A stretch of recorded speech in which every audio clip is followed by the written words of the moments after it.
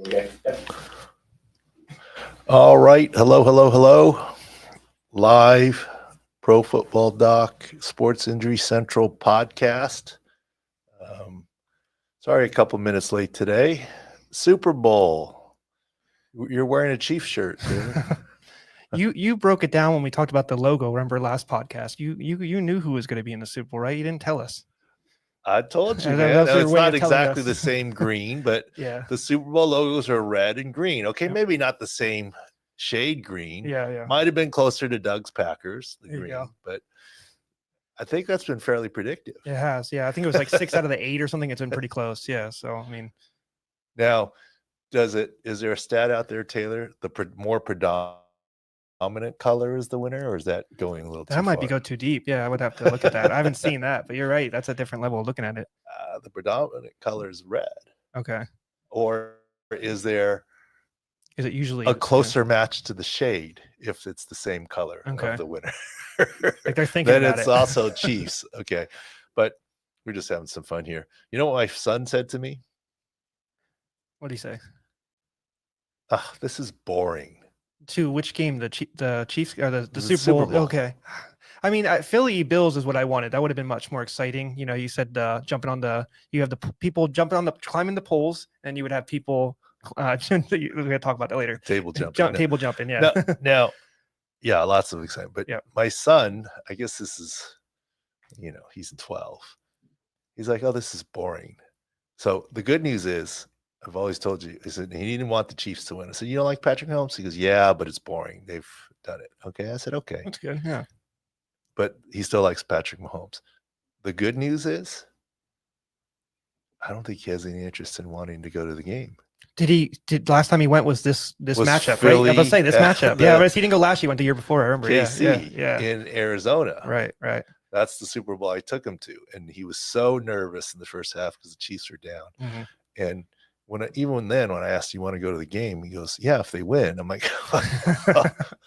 so No he heartbreak, went and they won. And I didn't put it on the table last year, Vegas, not at all. Mm-hmm. And I don't think I'm putting it on. Okay. I don't need to. Yeah. He don't want He's bored. Yeah. Don't want to spend money if it's going to be boring. Yeah. No. So I guess that's the only good news about it. He doesn't care, but it'll be interesting. I mean, a lot of different fun angles. Mm. Andy Reid, the winningest coach of both teams. Both teams. Yeah. That's interesting. But that was the same last time. Yeah. wasn't That it? was, yes, exactly. Yeah. Just they're winning more. Yeah. One side. Yeah. And, all right.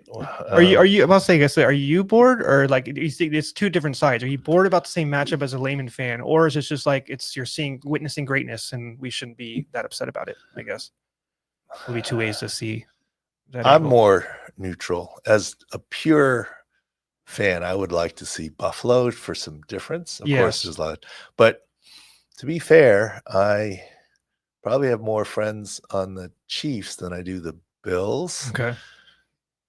But maybe this was bad. I don't feel bad for them. They've won enough that I don't have to root for them anymore.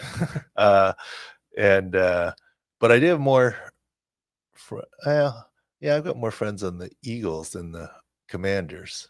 Yeah, I had a lot of Eagles fans. I have a lot of family back in Pennsylvania, so that's what I would So root for. Yeah. I'm good with. I mean, like I don't really have a big rooting interest that way, but injuries and other things, I think it'll be interesting. I think New Orleans is an interesting place.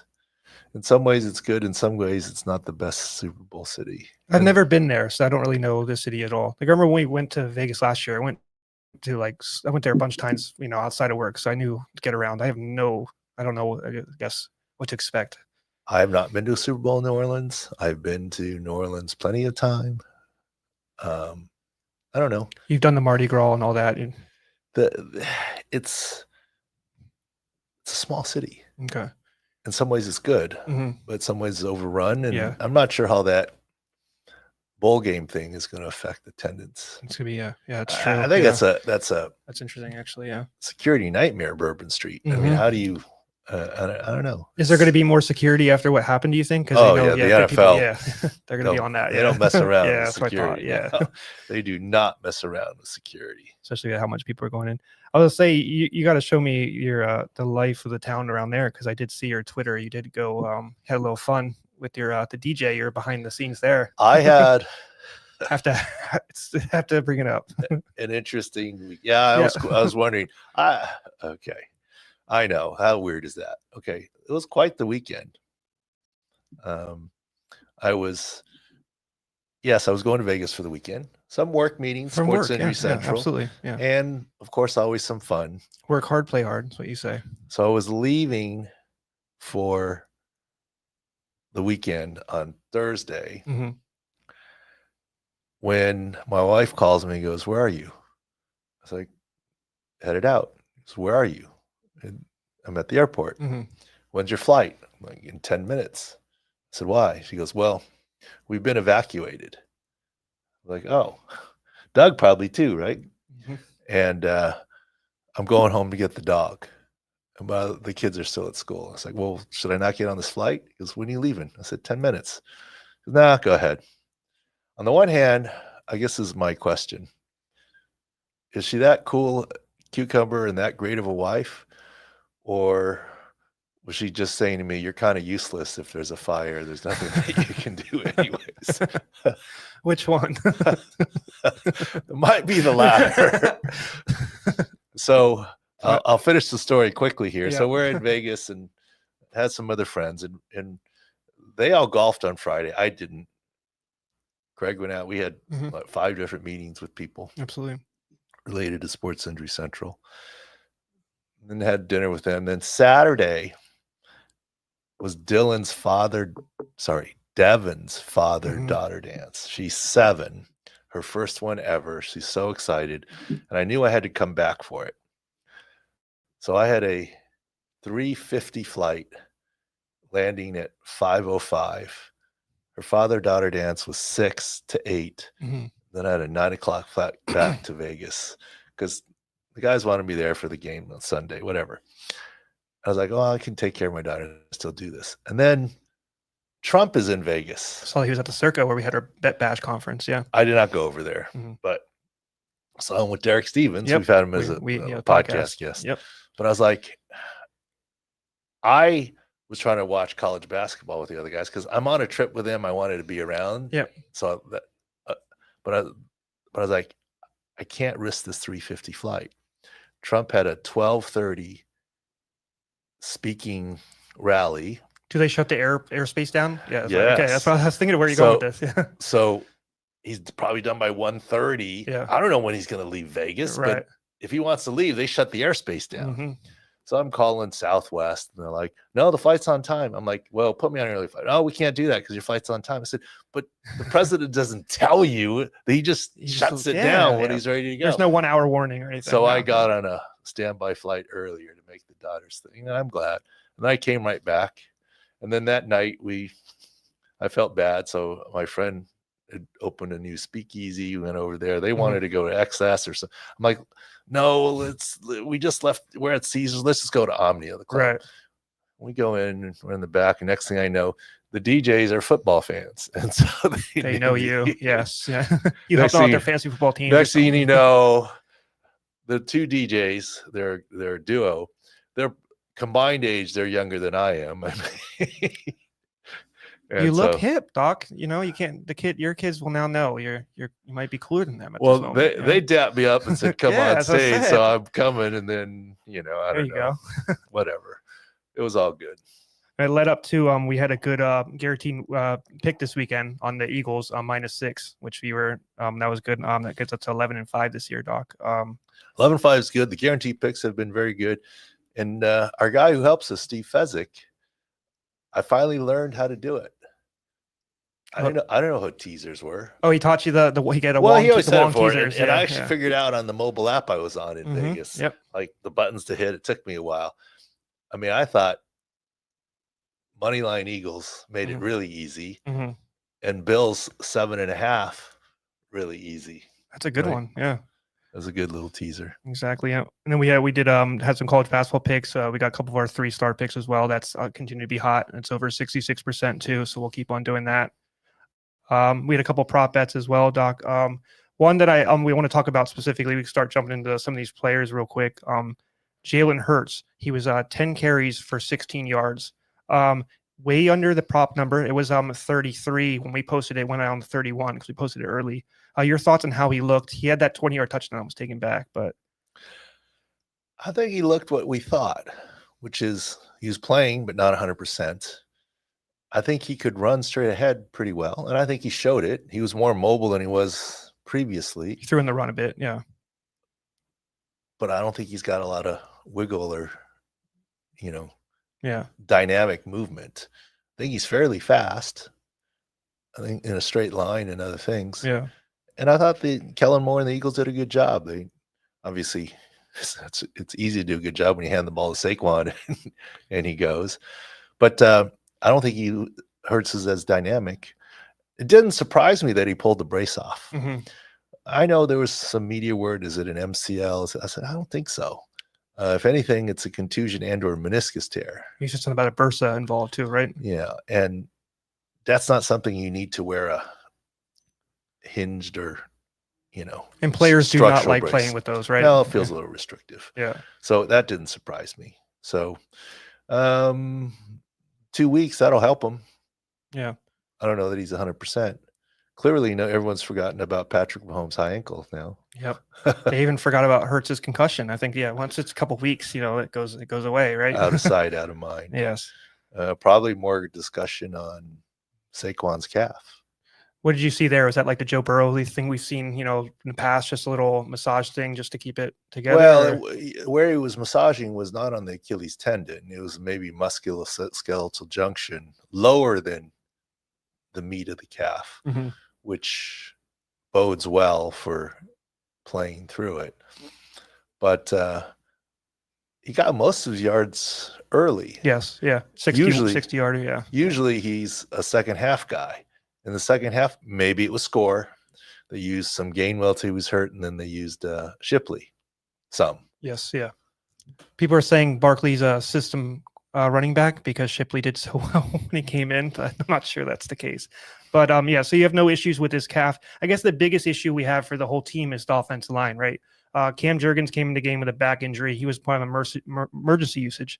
And then Landon Dickerson with his knee, he slotted over to center. Yeah. Okay. No offense to Will Shipley. He doesn't score a touchdown on the first drive. The first carry. That's all he I'm could saying. barely score when he broke away. No, I'm not saying that. I'm just saying the system. It's different. I think they have a good system, but yeah, I mean, not the same. Yeah, I mean, the offensive line is going to be the issue. Cam Jurgens' emergency usage played. Landon Dickerson left knee. We're waiting for the all 22. We only have from the TV copy a view from behind, an end zone view, mm-hmm. and it's clearly his left knee. But just like X-rays, you need two angles to tell. We only have one angle right now. So there is some worry on that left knee. In his injury history, he has ACL tears on both knees. The most recent was the left side. Right was in college. Well, both was in college. Right was later. And high ankle. I think that's out later today, right? Yes, the L22 should be out in an hour or so. Yes, exactly. Yeah. So we'll look at the All-22 and follow up on Landon Dickerson. That's a big one. And the other one that I'm hearing a lot of chatter on is BG. Oh, Brandon Graham. Yes, yeah. His last thing he did was let everybody know about some kind of tiff between Brown and Hurts, and now he'll actually get back on the field. And he was one of their top pass rushers. Do you see him being effective? He talked about the tiff, and then he recanted. He had to apologize in front of everybody. Yes, they did. Yeah. Was he told to recant, or I would say so, maybe. Yeah. I don't know. He's a veteran. He's been there for years. What did AJ Brown end up getting? AJ Brown had 90 plus yards. That was one he got fed a little bit. Yeah, I wanted to talk to you about that because that was one that jumped from 70 yards to 60 yards. And for me, like when you see that big of a number decrease in props and stuff, I would go the other way and maybe do the over. But we were kind of worried about how his knees have been looking the last couple of weeks. Right? Yeah, but this is a week when we talked about it that if we were doing something, I would have leaned towards the over. And the number drop, the fact that Hurts with his knee, not pure RPOs, they got to get the ball out. AJ Brown's the guy. And AJ Brown, what rested week 18, didn't look great week, quote, 19. 7 targets, 14 yards, yeah. Yeah, and then didn't look, quote, great week 20. week 21, it's time to look a little better. 96 yards and a touchdown. Sparing usage. So yeah, and this is 2 weeks, and we won't get an injury report till next Wednesday. Yeah, exactly. Yes. No injury reports this week. And that's probably when the next pod may be, right? Might move it over. Yeah, we'll be down at Super Bowl Radio Row. I don't think there's a point in doing this live thing on Monday. So we'll announce it. I'm sorry, but yeah, it doesn't make sense. Monday we'll just be getting there and won't be a lot of news. I did want to ask you something. What are your thoughts on they talked about it on the Barstool PFT podcast this morning about those automatic touchdown they would give. You remember those penalties they were doing at the line? Luvu was jumping over, which that's against what you said. You say don't jump over. You're supposed to stay on your feet, right? Have you ever seen something like that? Like when you've been on the sidelines that they're threatening to give an automatic touchdown? Yes, in rugby. Okay. It is very common in rugby, yes. Right, Doug? I mean, you see it in rugby. Yes. Not in the NFL. Yeah. It was 4 straight encroachment penalties. It was 2 by Luvu and 2 by Jonathan Allen. Yeah, I mean, I think it would take a lot because you're just, the whole idea is if you get the Eagles to jump, it's 5 yards. You give the one more jump for Washington. They can't really go anywhere. It's right? like another inch. Yeah, it can't really go anywhere. Exactly. Yeah. Not even. Yeah. I thought that was interesting. You see the sneaks and people are really crowding the line of scrimmage. You watch, here comes the end around for big gain. Okay. I mean, the way everyone's jumping over, what if Hurts pulls out from under and goes on an option pitch to the outside? Like everybody's all there's in there. not enough people. Yeah, there's not enough people. Yes. The counter is coming because you look at the tush push, it's becoming harder. Still good. You're getting more chances that it's getting denied, and then everybody would maybe attribute that to Kelsey, but there's multiple times where it's not the center. It's just it used to be working. You could say it's 3rd and 3, just tush push twice. You're guaranteed to. That's what Kelsey said. You could do it 1 yard each time and get the touchdown eventually. Yeah, you're not. You're going backwards, or you're getting none more often than not. Maybe now, yeah. And that's just people like you said. You've already been screaming from the mountaintops that stay on your feet. This is how you do it. Go low or whatever. But now it's actually coming to fruition, and people are actually starting to do it. Just going to the next team, Doc. Thoughts on the Chiefs and Bills game. We had the Bills on our SIC picks. We had a slight favor on the Bills. What you're really worried about going into this game as well is talk about the offensive line for the Chiefs. Yeah, I mean, that Bills-Chiefs game, it's kind of a coin flip game, right? And Mahomes magic at the end. What do you think about the NFL, the spotting controversy? It's so hard. That's interesting because they did take it away. I don't even know what the call was going to be. It could have been on the other side, right? It's just interesting, bad timing, and people always are saying, Chiefs have the advantage on the refs and stuff. So I don't know. I don't know what to make of it. I don't think it's. Well, is it interesting that the guy at the bottom came in, was marking it short. The guy at the top marked it for a first down. Right. They went with the guy at the bottom of the screen. Yes. And then there's just no clear camera angle to see it. You see his body, but it's facing the 17. You can't see the ball at all, right? So so you're supposed to be able to stitch things together, but right. I guess they just couldn't see enough. But if we would have gone with the guy at the top, it would have been first down, right? And they wouldn't have been able to change it either. So, what are your thoughts? Like people always say, tennis, you can get that by the ball thing. I've already read it's 2 different technologies, but I mean, it's just. I had that conversation. Yeah. I was getting hammered. Okay. I was in Vegas and whatever, this guy's sweet and all the different people they brought it up. Tennis, you could da. I'm like, it's not the same. It's definitely different. Yes. Yeah. What's the difference? Number one, tennis is a clean line of sight. They don't even have the tennis player's foot in the way. Right. This is not a clean line of sight. Number one. Number two, if you were doing chip technology, where would you put the chip in the football? There is one already, and it's like in the like lower half or the middle-ish, right?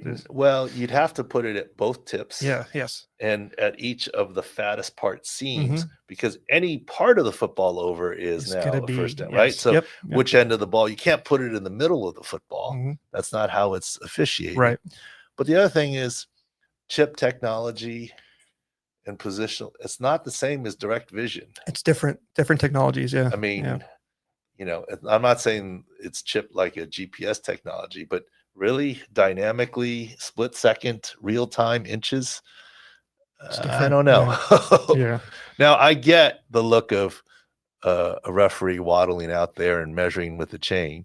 And I did say what's interesting to me, it's not just the first downs, but imagine, measuring for a first down. Imagine you realize if you pass on, if let's say you're on the 23-yard line and you pass on first down, does the ball get put back in the exact same spot for second down? No, it's like, okay. No. Yeah, it's just I say, yeah, whatever. Yeah, not the same. And then if you're really getting like that, how often does the center move the ball a couple of inches? A little, yeah, all Forward or the back? time. Absolutely, yeah. So it's imperfect.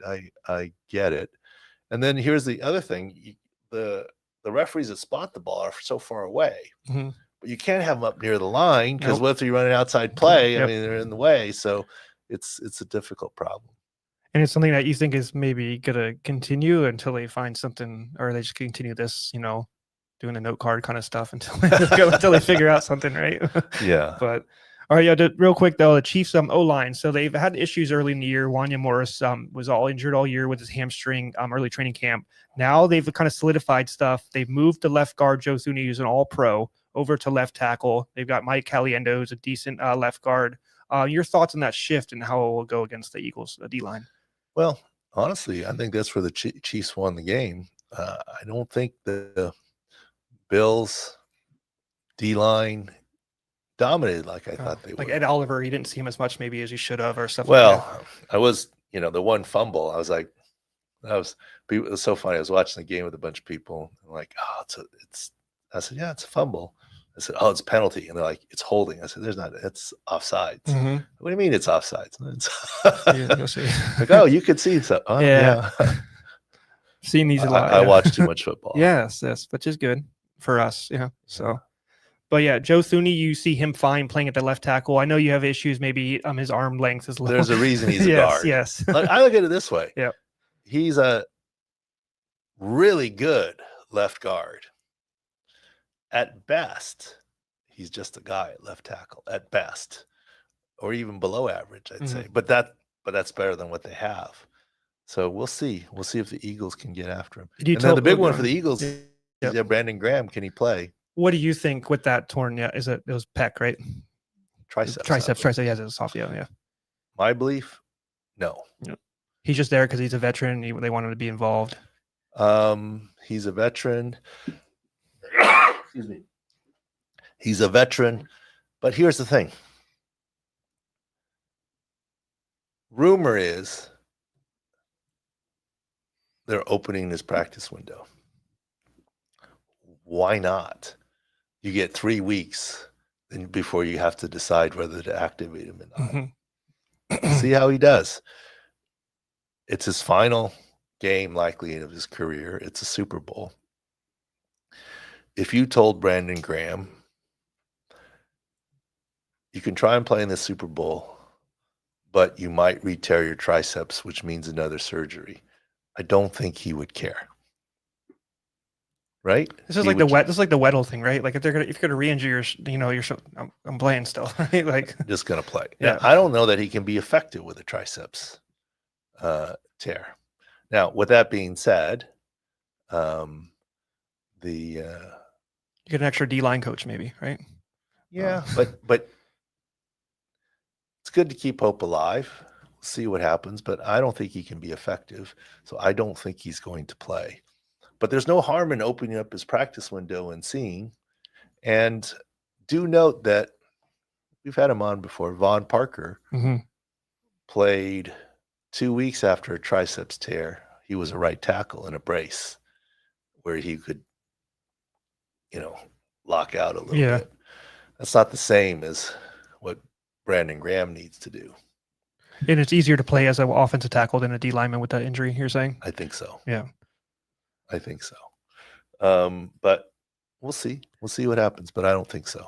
And defensively, I mean, for the Chiefs, they're pretty clean of health. You're not worried about Chris Jones. He had a calf injury that week 18. He played through his. And then you saw Jalen Watson has returned from his fractured ankle that he had early in the year. That's their number 2 corner. Well, that's what I've been saying. The Chiefs have been on the rise. Right. And, obviously Hollywood Brown and just Rashid Rice is really the big main thing. And that's what we were kind of worried about all year is early in the year, you were like Hollywood Brown's there, Rashid Rice, Kelsey. They're dynamic. Yes, exactly. Pacheco. But now you see Pacheco. That's the next one, I guess, Pacheco. So many people want to blame his lack of play due to his injury, but you have a different story. Maybe it's the line, maybe Hunt played well. Right? Well, Hunt played okay this week, but prior to that, his wasn't stats are a little lower too. Yes. Either. Yeah. So fibula fracture is a hard injury for a running back. I don't know that you can blame all of that on his fibula. Some of it's the O-line. Hunt's had some downtime too, not the best weeks, although this week good. I think he's okay. And the other one we didn't talk about on the Eagles is Gainwell. Oh, that's right. The concussion. Yes. Yeah. Do you think that's a big deal, or do you think that he has enough time to clear? Well, first of all, statistically, he has enough time because it's 2 weeks. Yeah. 90+% of people clear in 2 weeks. So that's our stats. He'll probably clear by Wednesday in theory, right? He'll probably get like an LP or FP by the time they get their first. He doesn't need to. Right. The first injury report will be on Wednesday. Next, so he could be next Wednesday. Yeah. He can do everything in practice and not be clear to the concussion protocol. So there's no rush. From a team standpoint, you don't want him to be ready by the time you fly to New Orleans, or do you want to have that settled already, or you can still play around with the injury report until Friday? That's an interesting point. Because in theory, it's injury specialist, a head injury person in your hometown. Okay. So for the Super Bowl, they leave so early in the week. You might do independent in New Orleans. And maybe the independent in New Orleans. Now, I know that we've actually had the guys that do Super Bowl medical. Not the Saints doctors will be involved. I was involved in San Diego. But there's a whole independent team of guys that come in. And my guess is they'll cede some of that to the neuro testing there. But Gainwell's going to play. The statistics are there. The other reason is so much of concussion testing is subjective and based on self-reporting of symptoms. Good, bad, or indifferent. We just don't have, you can't do an EEG and say this guy's concussed or normal and so forth. So no player is going to admit to symptoms. And I'm not saying he's going to be lying, but I'm just saying no player is admitting to symptoms and getting themselves ruled out of the Super Bowl. All right, Doc, did you have any other thoughts on the Super Bowl? Do you want a prediction maybe? What are your thoughts? Letting it sort out. It's sort of interesting. If it's a game that's, we got to see what Landon Dickerson's doing, but if it's a game decided in the trenches, it's advantage Eagles. The only thing I would say with that, if it's Landon Dickerson, Cam Jurgens' issue, it does open the door for Chris Jones to wreak havoc from the inside, right? If that's a big deal. Chris Jones is special. Yeah. Now, I saw a stat this morning that Patrick Mahomes is the only quarterback to have trailed more than 50 times entering the fourth quarter and won more than 50% of the time. And this is regular season and playoffs. Regular season playoffs. But I think his record's now 27-26. Yeah. As fantastic as that record is he's the only one over 50%. I think everyone would have thought his record would have been a little bit higher. 50 and 10. Yeah. Just the way we promote how we see. Yeah, exactly. Yeah. Right. I mean, but trailing in the fourth quarter, he's one game over 500, which I thought was interesting. It is interesting. Let's go real quick. So Chris Jones, like I said, should have a big game. You said you're not worried about the calf at all. So I mean, like you said, we have to look more on Landon Dickerson. The all 22 is coming out soon, and we'll look at more on why he had the brace and so forth. Mm-hmm. And lots of basketball. Yes. Ongoing. Any other questions for anyone out there since we do this live?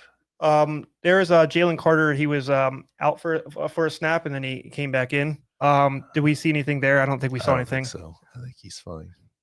All right. That was one of the questions we had. I wanted to jump into, while we have a lull in NFL, we'll continually have basketball coverage.